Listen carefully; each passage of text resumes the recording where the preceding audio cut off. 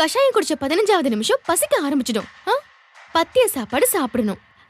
இன்னைக்கு என்ன மெனு தெரியுமா? கவுனி அரிசி கஞ்சி. ஏய், என்ன விளையாடுறா? என்ன ரஞ்சிதா இப்படி பேசுற? எவ்வளவு கஷ்டப்பட்டு உங்க 2 பேருக்காகவும் இதை செஞ்சிருக்கேன் தெரியுமா? கவுனி கஞ்சிக்கு கொள்ளு துவையல் நல்லாதான் இருக்கும். ஆனா என்ன உப்பு இல்லாம சாப்பிடணும். அதுதான் கொஞ்சம் கஷ்டம்.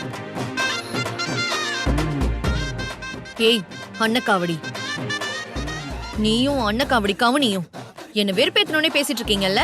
ஐயோ, அன்னக்காவடி கவுனி இல்ல மேடம், அது அன்னபூரணி. 100 கிராம் கவுனில 8.4% புரத சத்து இருக்கு தெரியுமா? அக்கா என்னக்கா?